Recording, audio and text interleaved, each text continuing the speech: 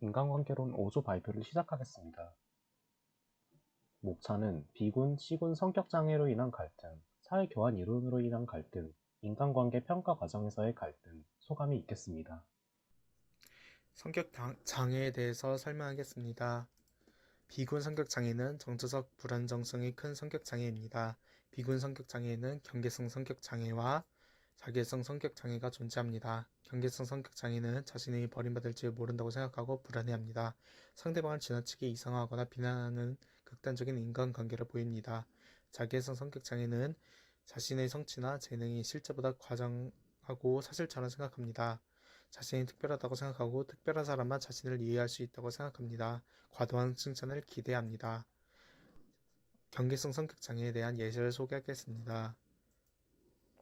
저는 고등학교 재학 시절 어떤 친구는 저에게 너무 과한 집착을 보였고 또한 저를 너무 이상화시켜서 자신이 판단을 내리는 대신 저의 의견을 과하게 묻기에 여러 번 갈등이 생겼습니다. 대처가 미흡한 점입니다. 제가 그 친구에게 자신의 결정과 판단에 대한 믿음과 신뢰와 기회를 주지 않았고 그 친구의 질문에 대한 답변만 하는 바람에 오히려 제가 그 친구의 집착을 키운 것 같습니다. 향후 갈등 해결 방안입니다. 그 친구가 저에게 질문을 한다면 먼저 저의 판단을 내리기보다 그 친구의 전체적인 판단을 들어본 후 저의 의견을 말하는 방식으로 서로의 해결 방안을 모색하며 의견을 공유하는 방식으로 도움을 줄 것입니다. 자기성 성격 장애의 예시입니다. 고등학교 3학년 때 어떤 친구는 갑자기 자신이 사람의 숨겨진 재능을 볼 줄 안다는 특별한 믿음을 가졌고 그것으로 사업을 하겠다고 이야기해서 그렇다면 그러한 재능이 없는 다른 사람이 나를 봤을 때와의 의견과 그러한 재능이 있는 너가 나를 봤을 때의 의견을 비교해보라고 하니 사이가 멀어졌습니다. 대처가 미흡한 점입니다. 그 친구가 사업을 통한 미래의 진로를 고민하는 과정에서 저에게 안심과 공간을 얻고 싶었던 것 같지만 저는 그때 공부를 몇십 시간 동안 하는 기간이었기에 공감을 해줄 여력이 없었던 것 같습니다. 향후 갈등 해결 방안입니다. 그 친구가 저에게 다시 그러한 질문을 한다면 먼저 그 친구가 왜 그러한 질문을 했는지 파악한 이후 공감을 하고 제가 생각한 그 내용을 이야기하여 깊은 대화를 나눌 것입니다. 저는 성격장애 중 C군 성격장애를 하였습니다. C군 성격장애란 불안하고 두려움이 많아 보이는 성격장애로 의존성 성격장애와 강박성 성격장애로 나눌 수 있습니다. 의존성은 다른 사람의 조언 없이는 스스로 결정하지 못하고 자신감이 부족하고 혼자 있으면 불안하고 무기력한 경향을 가지고 강박성은 규칙, 순서, 일정에 집착하고 문화적, 종교적, 연령적 차이를 인정하지 않고 자신의 가치나 원칙을 강요하려는 경향을 보입니다. 의존성 성격장애 갈등 상황은 제 친구가 항상 의견을 물으면은 자신의 의견을 말하지 못하고 남의 의견만 따르는 그런 친구가 있었습니다. 그래서 답답한 마음에 친구에게 너의 의견을 말해달라고 강하게 얘기했다가 갈등이 생겼습니다. 제 대처가 미흡했던 점은 왜 자신의 의견을 제대로 말하지 못하는지 친구의 상황을 살펴볼 생각을 하지 않고 무작정 화를 낸 게 잘못되었다고 생각합니다. 향후 해결 방향은 친구의 상황을 물어 자세한 상황을 알게 되었고, 그 뒤로는 친구의 의견을 묻게 되는 일이 있을 때는 천천히 기다려주고 의견을 잘 얘기해주면 크게 공감하며 반응을 해주었습니다. 강박성 성격장애 갈등 상황으로는 한 친구가 문화가 다른 다문화 가정 친구에게 자신의 생각만 강요하고 그 친구의 문화는 존중해주지 않아 친구들끼리 갈등이 생긴 적이 있었습니다. 그때 미흡했던 점은 한 친구가 다른 문화를 경험해 본 적이 없어서 생소하게 받아들였을 때 그냥 이런 다양한 문화가 있다고 알려줬으면 되는 건데 그거를 잘 설명해주지 않고 왜 이해하지 못하냐는 식으로 화를 낸 게 잘못되었다고 생각합니다. 향후 해결 방안으로는 사람마다 문화가 다르다, 다른 것이 틀린 게 아니라고 서로의 문화를 존중해야 한다고 친구에게 알려주어 사과하고 마무리하게 되었습니다. 안녕하세요. C군 성격장애 사례에 대해 이야기할 품새전공 23학번 김성훈입니다. C군 성격장애의 특징으로는 불안하고 두려움이 많습니다. C군 성격장애들 중에서도 회피성 성격장애와 강박성 성격장애에 대해서 이야기해 볼 건데요. 회피성 성격장애는 거절이나 비난이 두려워 주변 사람과의 정상적인 상호작용을 회피합니다. 그리고 자신이 열등하다는 생각 때문에 새로운 사람과의 만남을 회피합니다. 강박성 성격장애는 규칙, 순서, 일정에 집착하는 경향이 있고 문화적, 종교적, 연령적 차이를 인정하지 않고 자신의 가치나 원칙을 강요하려는 경향을 보입니다. 먼저 회피성 성격 장애에 대해서 이야기할 건데요. 회피성 성격 장애는 거절이나 비난이 두려워 주변 사람들과의 정상적인 상호작용을 회피합니다. 갈등 상황으로는 제가 고등학교 재학 시절 어떤 친구가 지나치게 소극적이고 제가 말을 걸거나 친구들이 말을 걸 때 뭔가 피하거나 불편해하는 것 같은 친구가 있었습니다. 이 친구에 대해서 대처가 미흡한 점은 제가 그 친구가 거절이나 비난을 두려워하는 것을 잘 몰랐고 그리고 제가 다가가는 것에 불편해하는 것을 잘 느끼지 못했었어서 그냥 적극적으로 다가가기만 해서 그 친구가 저를 되게 불편해하고 꺼려하는 것 같았습니다.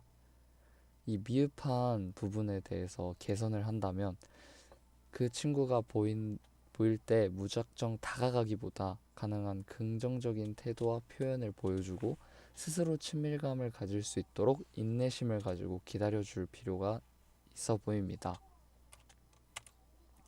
그 다음으로 강박성 성격장애입니다. 강박성 성격장애는 규칙, 순서, 일정에 집착하는 경향이 있습니다. 갈등 상황으로는 제가 고등학교 재학 시절 어떤 친구는 뭔가 일을 하거나 놀러 갈 계획을 세울 때 자신의 계획을 따라주지 않으면 일에 차질이 생기는 친구가 있었습니다. 이 친구에 대해서 대처가 미흡했던 점은 그 친구가 어떤 일에 순서나 방식을 고집할 때에 저도 굽히지 않고 내가 맞네, 너가 맞네 하며 의견 충돌이 일어났었습니다. 이 미흡했던 대처를 보완한다면 그 친구와 어떤 일을 같이 하거나 계획을 함께 할 때 맞서게 된다면 더 심한 반발을 가져올 수 있기 때문에 일을 시작하기 전에 명확한 역할을 분담함으로써 충돌을 피할 수 있습니다. 5조 발표를 맡게 된 박지빈입니다. 비군 성격장애는 정서적 불안정성이 큰 성격장애입니다. 경계성 장애는 많은 특징 중에 저는 자살 생각을 자주 하고 감정 기복이 심하다고 생각하였습니다. C군 성격장애는 불안하고 두려움이 많이 보이는 성격장애입니다. 이존성 성격장애는 혼자 있으면 불안하고 무기력한 경향이 있습니다. 경계성 성격장애의 사례는 자살 생각을 자주 하고 감정 기복이 심하다. 시험기간이나 부모님, 친구와 다툼이 생기면 감정적으로 예민해지고 감정 기복이 심해져서 자살 생각을 자주 할 때가 있다. 대처 미흡한 점.